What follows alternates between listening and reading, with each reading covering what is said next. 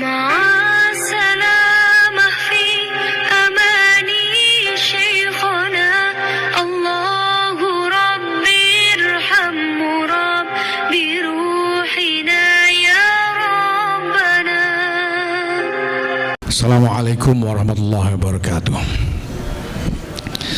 Alhamdulillah wa syukurillah wa salatu wassalamu ala rasulillah Sayyidina Maulana Muhammadin ibn Abdullah wa ala alihi wa sahbihi mawala. Amma ba'd, distinguished speakers, participants, I want to firstly express my thankfulness to our host, the Istanbul Network, Mr. Ali Salman, for giving me the honor of this stage. Yesterday, we all repeatedly heard one particular question: is Islam compatible to democracy, or is democracy compatible to Islam? Well, we are then facing a question about definition.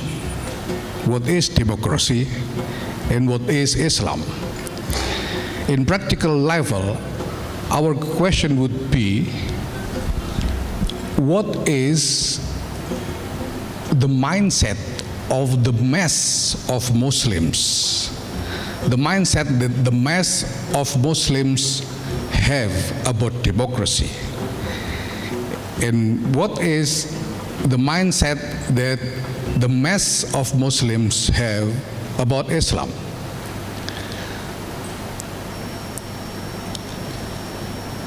We may all agree that democracy is about freedom, rights, dignity, tolerance, and peaceful coexistence amid diversity. But then, do the mass of Muslims have the same perception with us? Do they really think that democracy is really about dignity, equality, tolerance, and so forth? And then, what is Islam? Yesterday I had some smokes outside together with one of our friends, Dr. Kamil Bayram, and we had this conversation about the Malaysian Council of Fatwa issued a fatwa forbid Muslims from smoking, and that it already become a law here. So what do we do? And then, interestingly, Dr. Kamil said, well, then I'm not a Muslim because he wants to smoke. Now, so what is Islam? In the mind of the mass of Muslims, what is, the reference that the mass of Muslims use to define Islam? Thinking about this, we need to understand that there are some references that are considered to be the most authoritative references for Muslim to find the right Islam. Because when a Muslim seriously wants to be a good one, then he needs to find a reference to guide him to become a better Muslim. Now, the most authoritative sources or references for guidance that Muslim would look into is first, of course, the Quran and the Hadith, and actually also the authoritative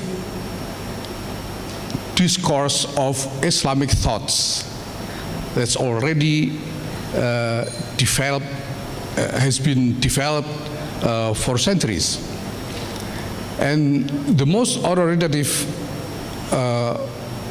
sources among those discourse is the one from the classical discourse of Islamic thought.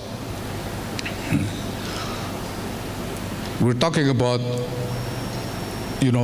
schools of thought like the Shafi'i, the Maliki, the Hanbali, Hanafi, and so forth. We're talking about the school of thought like Ash'ari and others. Now, so when we are thinking about whether Islam is compatible to democracy or not, then we have to see, to observe the mindset of Muslims about Islam. So the question would be, is the mindset of Muslims about Islam compatible to democracy? Now, when we look into the references in classical discourse of Islam, we will find several problematic elements there. I can point out among many problematic elements, 4 centers of concerns related to not just democracy, but to the nature of our current civilization. The first is the teaching about relationship between Muslim and non-Muslims. In the classical discourse of Islamic teaching, the dominant view about this matter is that Muslim and non-Muslim are enemies.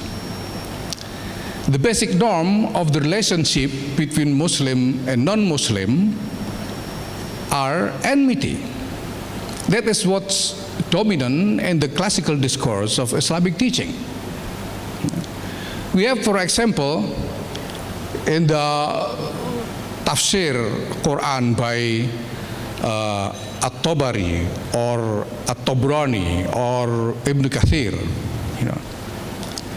it was stated that non-Muslim, meaning infidel, infidel is permissible to kill merely because of his infidelity.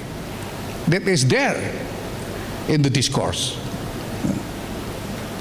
We also, for example, have in the very famous book in Shafi'i tradition, the I'anatul Talibin, for example.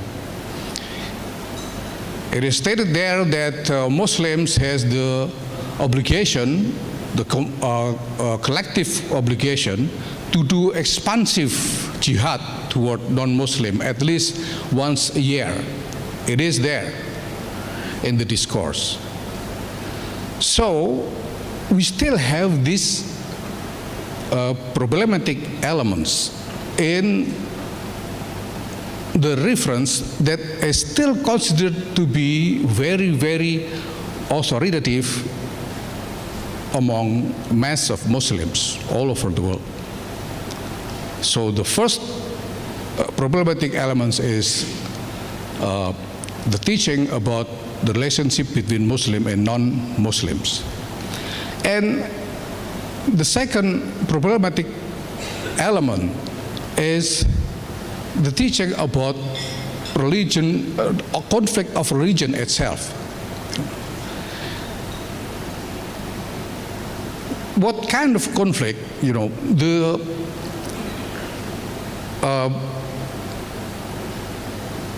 the category of conflict that is eligible to be considered as conflict of religion. For example, when the Buddhists in Myanmar attack Muslim there, it is already a legitimate reason for Muslim everywhere in the world to declare war against the Buddhists. I believe you all aware that this kind of arguments has been also the argument that the terrorist groups such as ISIS and Al Qaeda has been using to attract Muslims to join them, because the infidels from America attacked Muslims in Iraq, in Middle East, then it is a legitimate reason for Muslims to attack any Western infidels all over the world. That's their argument. And it is justified in the classical discourse of Islamic teachings. The third problematic element would be the existence of nation state. You see, nation state is now the base of our current world order. The world order that we have now based on the existence of nation states. But this is something new. And there is no normative base about the nation state in the classical discourse of Islamic teaching. What is dominant there in the discourse of Islamic teaching is the obligation for Muslim to struggle for one grand imamate, al-imamah al-uzma, meaning one universal political system under one Muslim ruler. That is what there and the classical discourse of Islamic teaching. So then the fourth problematic thing would be the status of state laws, as the alternate of the Sharia. What would Sharia sees the state laws? State laws as produced by modern political processes, by democracy. It is an obligation for Muslims to follow the state laws, or should they reject the state laws and follow the Sharia instead? Is following state laws such as the traffic regulation, an obligation for Muslim, a Sharia obligation for Muslim, or it's just worldly affairs, not related to religion. So all these are centers of our concern regarding Islamic teachings, because it is still recorded in the most authoritative references of Islamic teaching. Now, if we want the Muslim world to go toward democracy, then we need them to accept, ultimately accept some relevant views, such as Muslims should view others, non-Muslims, the infidels, as equal members, citizens of this global society. And Muslims should treat them without enmity, without discrimination or segregation. If Muslims are not willing to have this view, then democracy is not for them. Because democracy demands equality among fellow citizens. If we want Muslim world to accept democracy, then we should demand Muslim communities to accept view that people must not use religion as justification for political conflict anywhere in the world. Because if they do so, then any conflict in any part of the world would be seen logically as a universal conflict of religion. We have to demand for Muslims to accept the view, to accept the existence of nation state as a political system binding all the citizens, Muslim and non-Muslim equally, and not pursuing what's so-called the caliphate, the Imamah Uzma.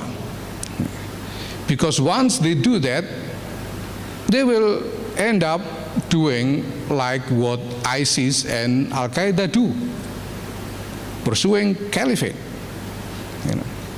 and then triggering conflicts all over the world. We have to demand Muslims to accept state laws as the result of legitimate modern political processes to bind their life all together with their fellow citizens, Muslim, non-Muslims, and not using Sharia as justification to defy the state, to defy the laws, or to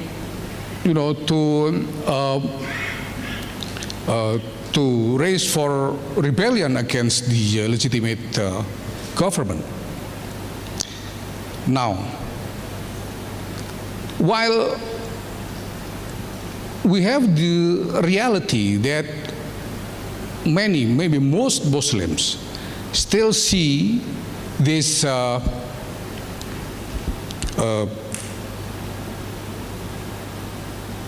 authoritative references, this classical discourse of Islamic teachings to be the most authoritative reference for religious guidance, then we will always face the challenge of Muslim being radicalized in the name of authoritative Islamic teachings. Now, earlier this year, on last May, our organization, Nahdlatul Ulama, we held a gathering of ulamas from from all over the world. We have at least ulamas from 20 countries, 20 different countries, gathered more than 300 of them. And then as the result of that gathering, the conference, we declared what we call as Declaration on Humanitarian Islam. The view is that we have to think about how Islam can contribute more positively to our current human civilization. What we've been witnessing, at least for this last maybe 30 to 40 years, is that this world is facing problems, continuously from the direction of Islam. Until the problems of terrorism that we have, and still no sign of decreasing. Now, so to make the effort, so that Islam can be a positive contribution to our current civilization, then before that, we have to deal with our internal problem first, the problem of Islam first. This reference is problematic elements of views, in Islamic teachings. They're still there and considered to be authoritative by many Muslims, must be resolved. So what we call for the Muslim world is to recontextualize Islamic teachings. Because now we are facing a very different reality that what it was there when those discourse of Islamic teachings were created. The classical discourse of Islamic teaching emerged in the era when Muslim world was relatively integrated into one consolidated political and territorial political system and territory, with Ottoman Empire ruled the most of the era. So in that time, conflict between Islam and other religion would be conflict between different states, such as Ottoman against European states. And the war was, the fight among soldiers. Nowadays, we have the reality where Muslims live together with non-Muslims everywhere in the world in the same neighborhood. So if we allow conflict of religion, what will happen would be a social catastrophe that most certainly would lead to genocide of Muslim living as a minority in the majority of non-Muslims, and genocide of non-Muslim living in the Muslim majority society. So this is very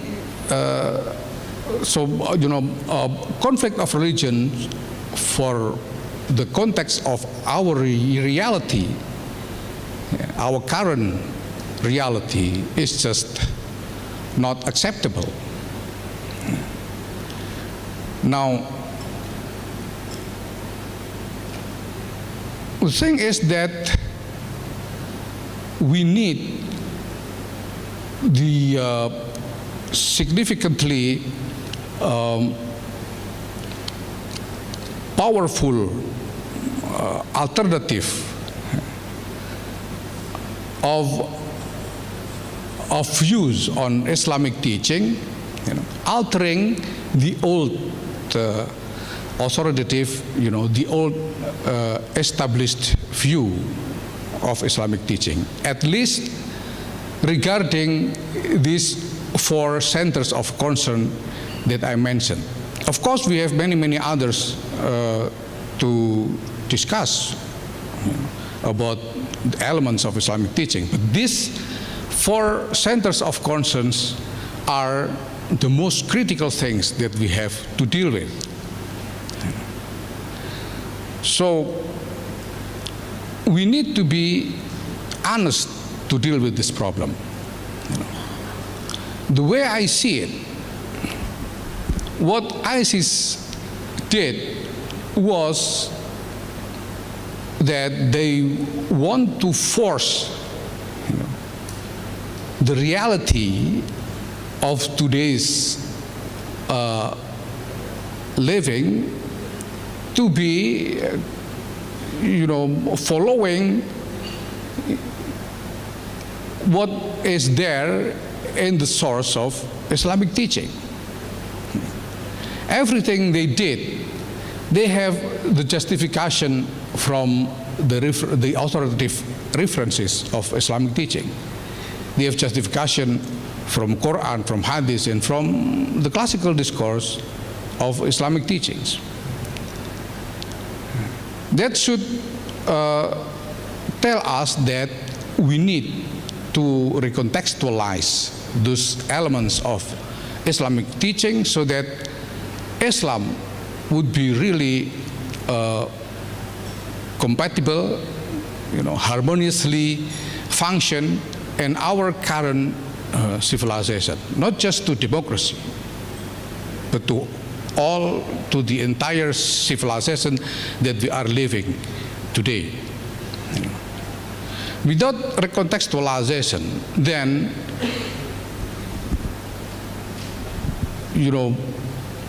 having democracy as a formal procedures for political processes in Muslim countries would even produce more problems, because there we will find political actors who want to use these problematic elements of Islamic teaching as a weapon for their political purposes, to gain support, to gain legitimacy. And it will be very dangerous to the whole society. But when Muslims are called to this kind of cause, then Muslims will be willing to sacrifice anything, because they see it as a divine call, a divine obligation. And we are seeing all this all over the Muslim countries, from social unrest to civil wars. Now, that means also that when we talk about transition to democracy in Muslim worlds, we should also consider Muslims living in non-Muslim worlds, because we are living in a less bordered reality now. This is a borderless world we are living now. Whatever happens in Muslim worlds will affect the life in non-Muslim worlds. Whatever Muslim do in the society where they are the majority will affect the life of Muslims living as minority in other part of the world. So, thinking about this, I would say that we need to be aware and acknowledge that we are facing a civilizational problems here. And it is not just for Muslim to do something about it, because it concerns the whole world. It concerns the whole human civilization. We have 1.6 billion of Muslims among around 7 billion citizens of the same planet. So whatever, what direction this thing will go, then will determine the fate of the planet, the entire planet. Is it possible to do such recontextualization like we propose?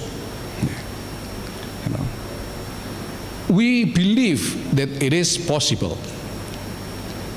Why? Because we did it in Indonesia. We actually did it in Indonesia.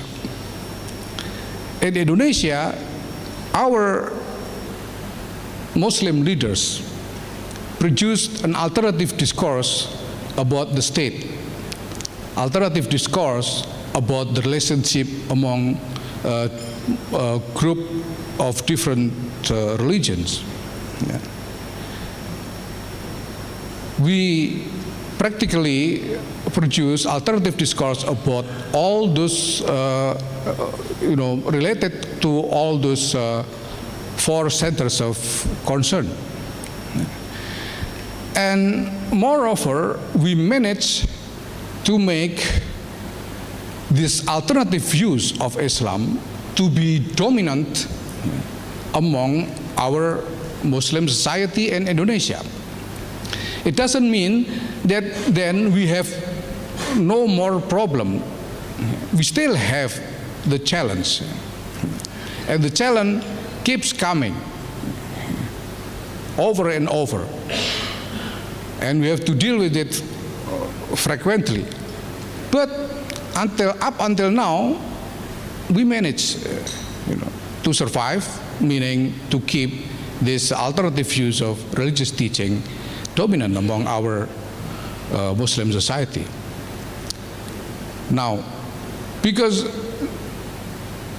you see, this is not just about creating a new alternative discourse as an intellectual effort, because the problem that we have is also related to authority.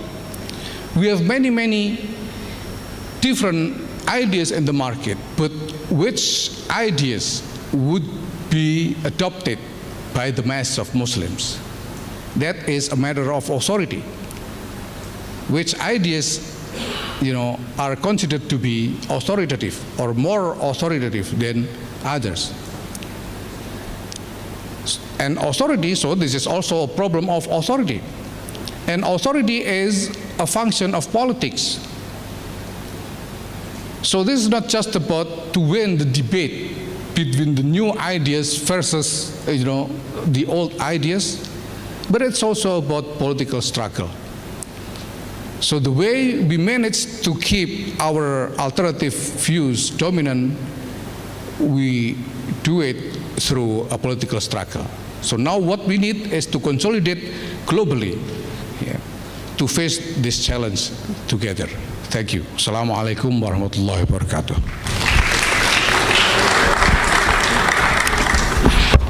Thank you very much, K. Haji Yahya. We will now have a Q&A moderated by Ali Salman.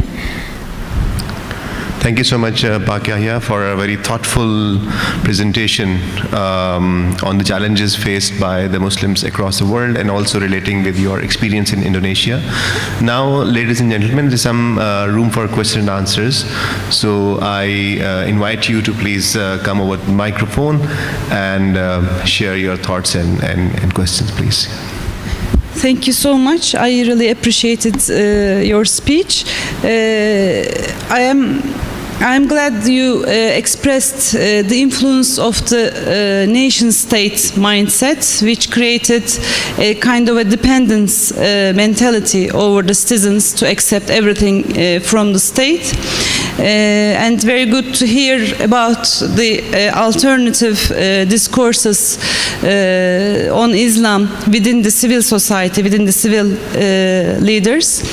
I would like to ask you or to expand your opinion about the importance of free will within Islam, free will. When I understand the needs of Muslims to ask for a kind of an authority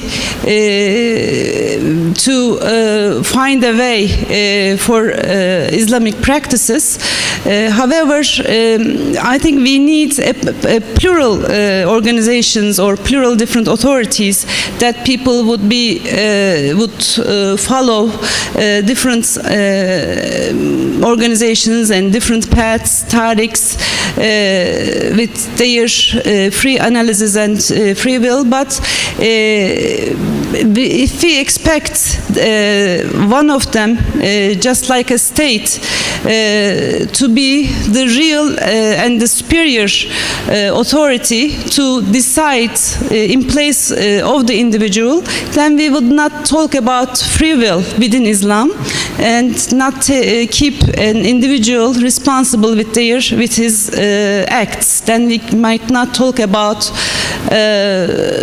sin or crime as well. So I would like to hear your opinion about one, free will, and secondly, in connection with that, not seeing the state as kind of the shadow of God or the state as a divine institution. So thank you. Thank you, Özlem. Wan Saiful. Hi, my name is Wan Saiful Wanjan. I'm from the Istanbul Network for Liberty. I'm from Malaysia. Your last sentence is a very interesting one. You know, people should unite and champion the cause at the global level. I'm just wondering how you think we can do that, because the tendency is when the Muslims start fighting non-Muslim, fighting quote unquote, they start fighting each other. You know, so how do you reconcile the differences in the different schools, different ways of thinking, and you know, even nationalism within different countries? How do you think we can get together and ignore the differences? Yes. Okay. Hello, I'm Ira.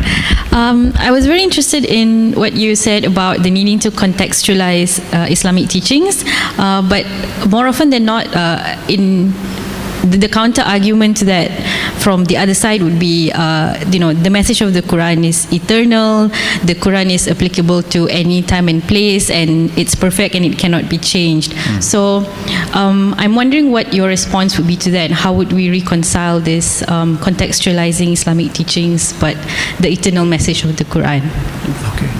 Okay, please. Hi, I'm Alma from AIF. I think by the end of your speech, first of all, I appreciate very much you have squarely tackled some of the most pressing issues, and basically you have not shied away to really bring up these problematic issues that I think some of us are still confused about it. By the end of your speech, you said something which I think is very much agreeable, that what kind of discourses will be adopted by the masses of the Muslim populations, it depends very much on the authority. So my question is, dealing with this kind of problematic discourses in classic Islam texts, is it more of a problem for authority and for the imams and for the muftis and for all these kind of structures of powers everywhere in the Muslim world, rather than a problem for the masses? Because basically the masses are being led by people who go to Saudi Arabia, study something and come back. I can tell you, let's say from my experience in my own hometown, people usually are very open to their fellow citizens. It doesn't matter the religion. And of course the experience from former Yugoslavia or inter-ethnic relationships were very good until the politics and the radical religious agendas started to, trickle down and infect everybody. Like you can see now, you can see now Ratko Mladic punishment in Hague court. People are pretty happy with that kind of verdict, but it is the religious, Orthodox religious Serbians who are actually talking about it. So I think there is a problem of structure, the problem of authority everywhere, and perhaps less of a problem for the masses.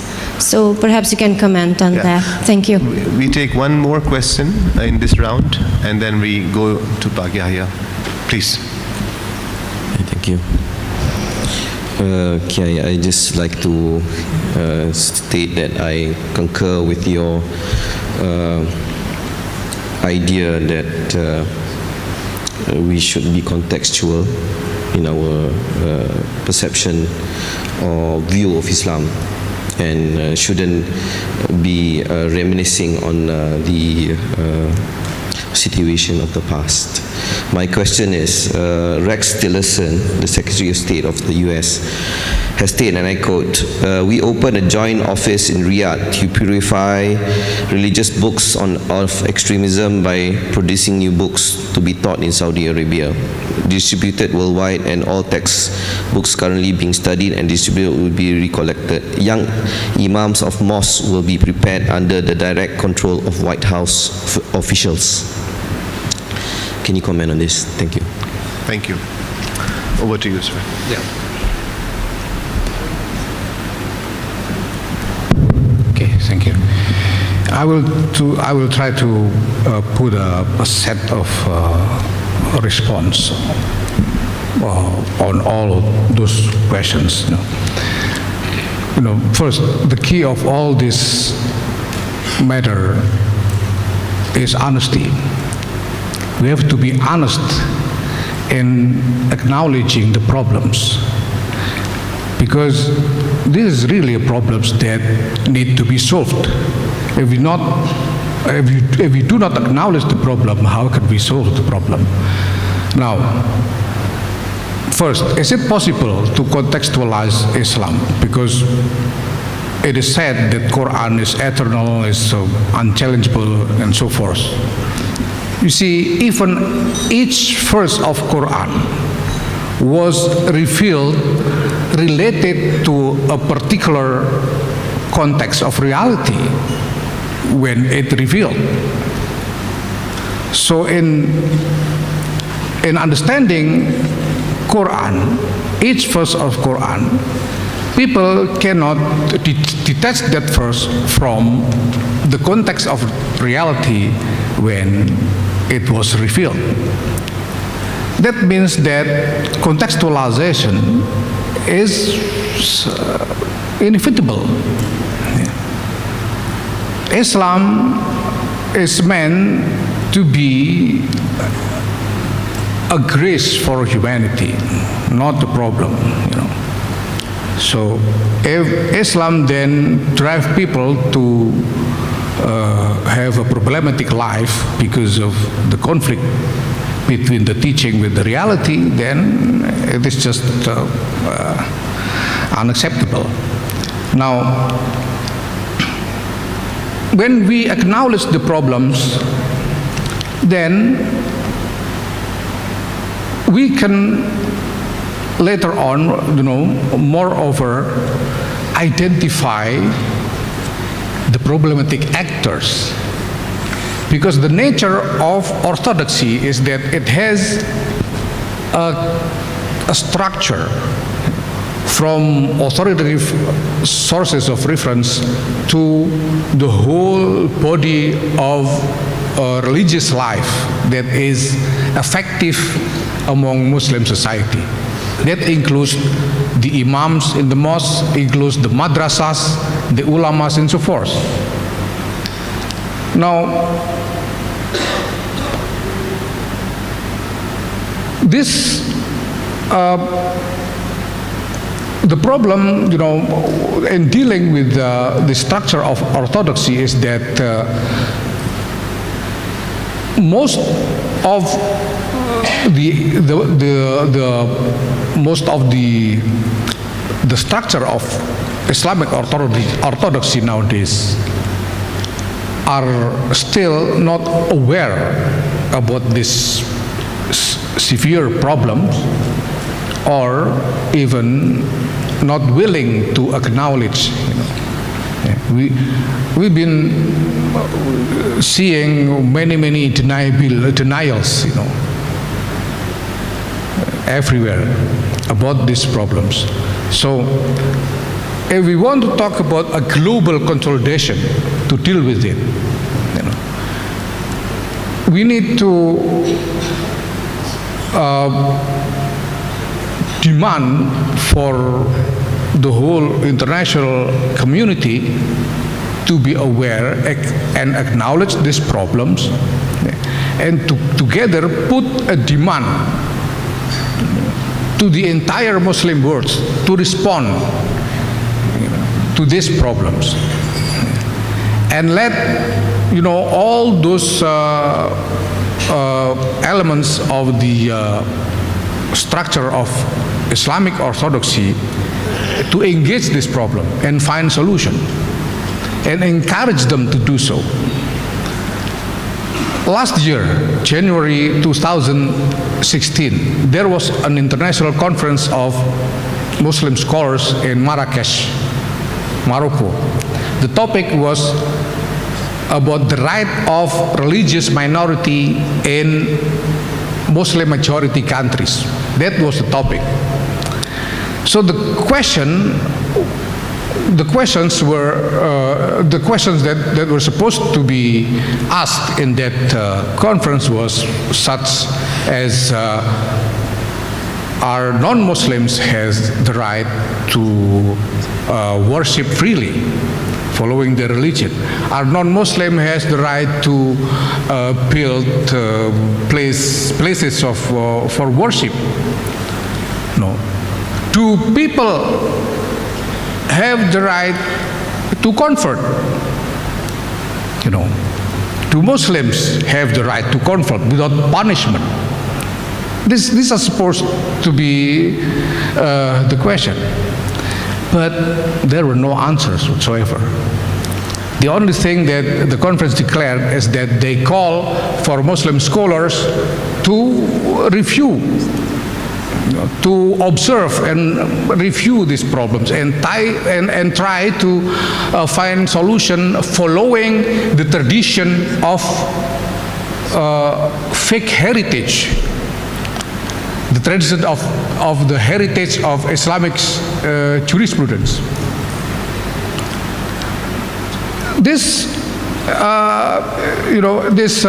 give us a picture about how authoritative the classical discourse of teaching is. So even more than 400 international Muslim scholars, did not dare to challenge that authority to produce alternative discourse, because it's still there, dominant in the classical discourse of Islam teaching that apostates should be killed, that non-Muslims should not be allowed to freely worship, and so forth and so forth.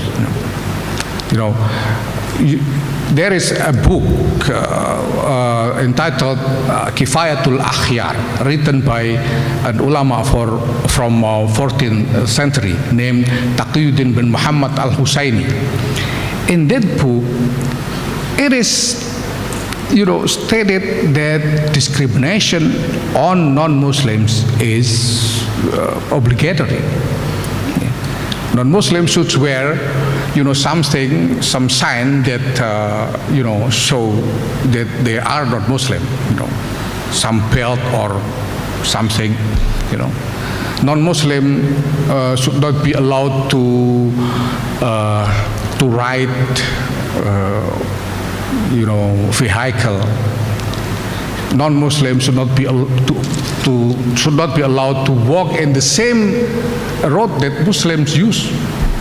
It is there in that book.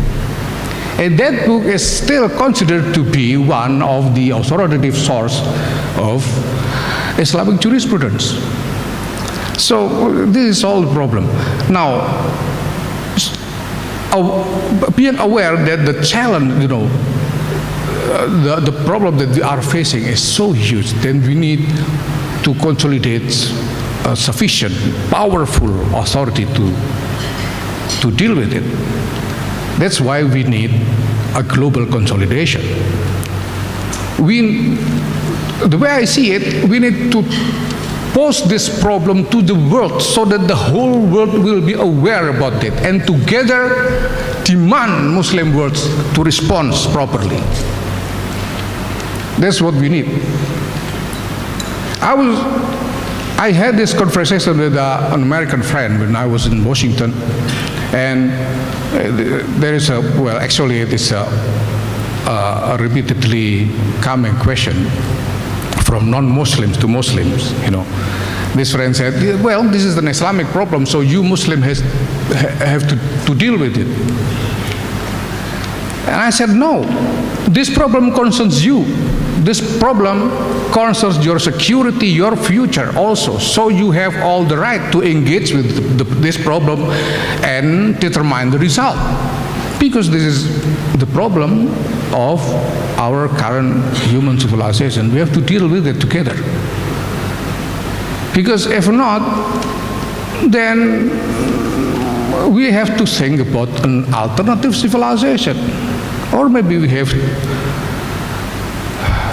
to think about the coming doom. So, again, this is not just about the ideals of individual independence, individual freedoms, and so forth. This is, the way I see it, is civilizational problems.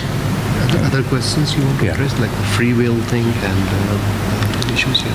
Yes, of course, it's related to free will and free, the right of free thinking also. Because if you don't deal with this problem, you see, when people embrace a religion, it is natural that they want to be a better adherence of that religion. If you're a Muslim, it's naturally you want to be a better Muslim. So when you seek the guidance to be a better one, you need to find again authoritative sources for that. Now, if we don't deal with these problematic elements, then free will, free thinking will not compatible to Islam. Will not be compatible to Islam. If we allow Islam to be defined mostly by these problematic elements of teachings. Now, Secretary said that comment, last comment. Yeah, and now what happened with the United States forcing the Saudis to reform their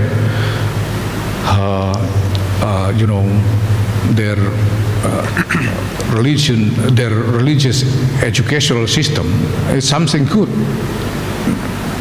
I would say it's a good thing to do.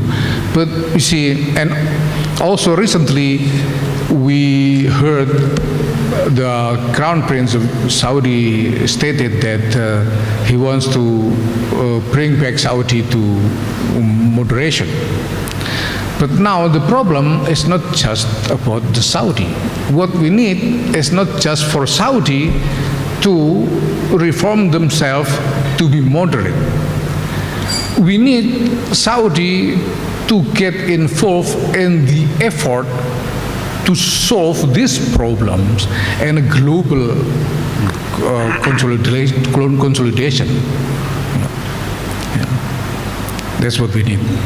Thank you. Thank you so much, Pak Yahya. I guess that you have answered most of the questions in your responses. I don't see any other pressing questions here, and if you allow me, I would like to conclude the opening session with bundle of thanks to you for coming and presenting your experience and thoughts on a very important topic, and also I think opening up debate further for the day ahead. You talked about the strategy, you talked about a response, and you also explained your own position. Thank you so much for this. Over to you, Yahya. Thank you.